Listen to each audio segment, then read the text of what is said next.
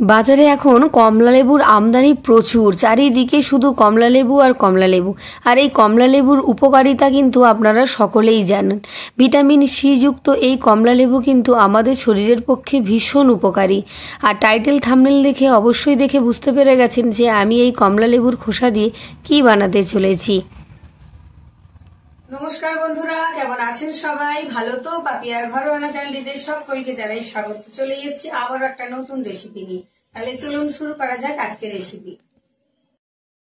প্রথমে আমি কমলালেবুর খোসা ছাড়িয়ে নেব। আর ভিডিওটা পুরো দেখুন, একদম স্কিপ করবেন না। ভালো লাগলে লাইক কমেন্ট শেয়ার কিন্তু অবশ্যই করবেন। এখানে বলার কিছু নেই, আপনারা সবাই জানেন যে ভিডিও দেখে লাইক করতে হয়, কমেন্ট করতে হয়, আর বন্ধুবান্ধবদের মধ্যে বেশি করে শেয়ার করে দিতে হয়। কমলালেবুর খোসাগুলো কিন্তু একটু বড় বড় রেখে, অর্থাৎ টুকরো টুকরো যেন না হয়ে যায় সেইভাবে একটু খোসাটাকে ছাড়িয়ে নিতে হবে। কমলালেবুর খোসা সবাই ছাড়াতে পারে, তবু একটু বড় সাইজের মানে বড় মাপের টুকরোগুলো করে ছাড়িয়ে নিলে তাহলে এই ক্যান্ডিটা তৈরি করতে ভীষণ ভালো হবে। আমি আজ কমলালেবুর খোসা দিয়ে হজমি ক্যান্ডি বানিয়ে দেখাবো। ভীষণ সুন্দর হবে, আর এগুলো সচরাচর আমাদের এই দিকে কিন্তু পাওয়া যায় না। আমরা একবার দার্জিলিংয়ে বেড়াতে গেছিলাম, সেখান থেকেই কিন্তু দেখেছিলাম যে এই কমলালেবুর খোসা দিয়ে কিভাবে হজমি ক্যান্ডি বানাতে হয়, আর সেখান থেকে আমি শিখেছিলাম কিভাবে তৈরি করতে হয়। তাই ভাবলাম আজকে রেসিপিটা আপনাদের সাথে শেয়ার করি। কমলালেবুর খোসাগুলো কিন্তু এখানে ছাড়ানো হয়ে গেছে। এবার এর বোটার দিকে যে শক্ত অংশটা সেটা আমি ফেলে দেব, সেটা থাকলে ভালো হবে না। যারা ফেসবুক থেকে দেখছেন ভিডিওটা ভালো লাগলে পেজটি ফলো করে দেবেন, আর যারা ইউটিউব থেকে দেখছেন ভিডিওটা ভালো লাগলে চ্যানেলটি সাবস্ক্রাইব করে পাশে থাকা বেল আইকনটি প্রেস করে অল করে রাখবেন, যাতে আমার এরকম নতুন নতুন সুন্দর সুন্দর ভিডিও নোটিফিকেশান সবার আগে আপনার কাছে পৌঁছে যায়। এবার কমলালেবুর খোসাগুলোকে ঠিক এইভাবে লম্বা লম্বা করে একটু কেটে নেব। বেশি ছোট টুকরো করলে ভালো হবে না, যদি হয়ে যায় তাতে কোনো অসুবিধে নেই, তবে এরকম একটু বড় বড় টুকরো করে কেটে নিতে হবে। ঠিক এই রকম করে, এতে করে কিন্তু ভীষণ ভালো হবে। আর এটা খাওয়ার পর একটু করে খেলে, একটা টুকরো করে মুখে দিলে মুখে কিন্তু ভীষণ সুন্দর একটা স্বাদ আসবে। সব কমলালেবুর খোসাগুলোই কিন্তু আমি এইভাবে লম্বা লম্বা করে কেটে নেব।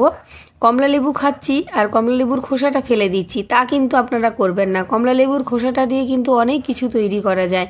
আমি আজ যেটা তৈরি করে দিচ্ছি ভীষণ উপকারী একটা জিনিস হবে। খোসাগুলো কিন্তু সবগুলোই খোসা থেকে এরকম লম্বা লম্বা টুকরো করে আমি কেটে নিয়েছি। এবার একটা পাত্রে আমি তুলে নিচ্ছি টুকরো করে কেটে রাখা কমলালেবুর খোসাগুলো। আপনারা কিন্তু আমার আজকের এই ভিডিওটা দেখার পর থেকে আশা করি আর কেউ কমলালেবুর খোসা ফেলবেন না। এবার ভালো করে জল দিয়ে কিন্তু এটাকে ধুয়ে নেব, যেহেতু এটা বাজারের জিনিস, ধুলোবালি ময়লা থাকতে পারে, তাই এটা অবশ্যই ভালো করে ধুয়ে নিতে হবে। এক দুবার জল পাল্টে ধুয়ে নিলেই হয়ে যাবে। এবার এটাকে ধুয়ে একটা জায়গায় আমি তুলে নিচ্ছি। চলুন, সব কিছু আমার ধোয়া হয়ে গেছে, এখানে তুলে নিয়েছি। এবার আমি কড়াইতে 1 বাটি জল আর হাফ বাটিরও কম একটু চিনি দিয়ে একটা ঠিক শিরার মতো তৈরি করে নিচ্ছি। ঠিক শিরা হবে না, জাস্ট একটু চিনি জল ফোটানোর মতন করে নিয়েছি। এবার আমি জলটা ফুটে যেতেই কমলালেবুর খোসাগুলো যে ধুয়ে রেখেছিলাম সেগুলো দিয়ে দিলাম, দিয়ে একটু ফুটিয়ে নেব। মিনিট 2 ফোটালেই হবে, বেশিক্ষণ ফোটানোর দরকার নেই।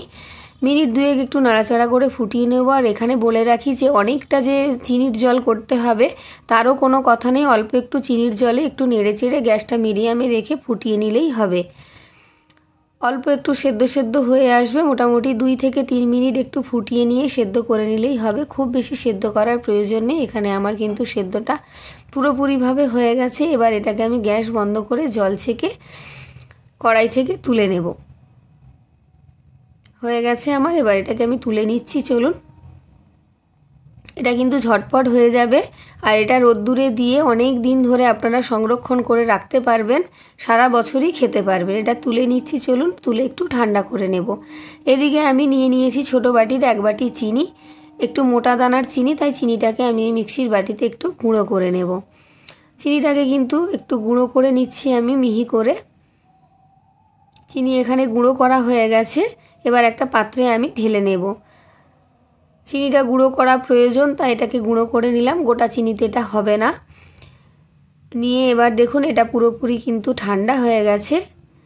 কমলালেবুর খোসাগুলো একদমই ঠান্ডা হয়ে গেছে।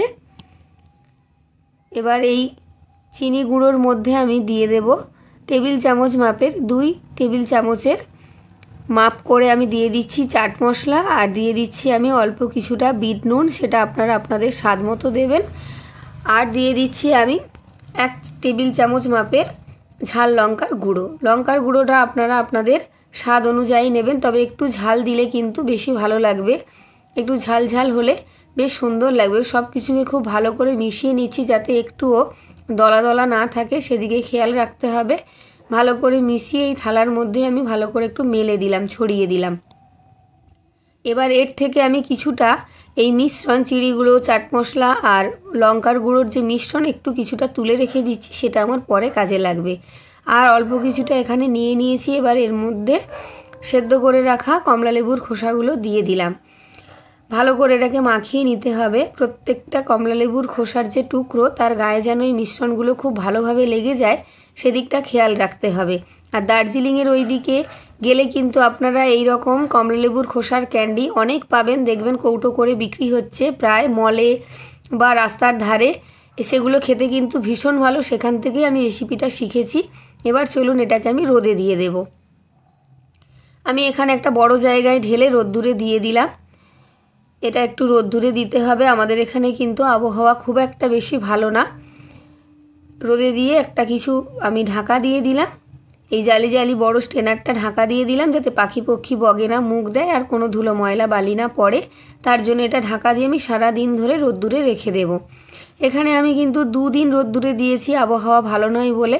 আপনারা যদি চড়া রোদ ওঠে একদিনেও দিতে পারেন। একদিন রোদ্দুরে দেওয়ার পর দেখুন বেশ ভালোই শুকনো হয়ে গেছে, মানে যে রসটা ছিল সেটা কিন্তু বেশ সুন্দরভাবে টেনে নিয়েছে।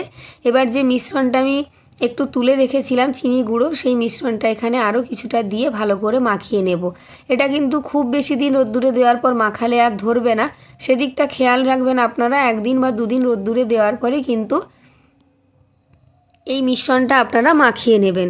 এবার আরও 1-2 দিন আমি কিন্তু রোদ্দুরে দিয়ে নেব। এটা মাখানো হয়ে গেছে, এবার আরও 1-2 দিন রোদ্দুরে দেওয়ার পর আমি ফিরে আসছি, চলুন।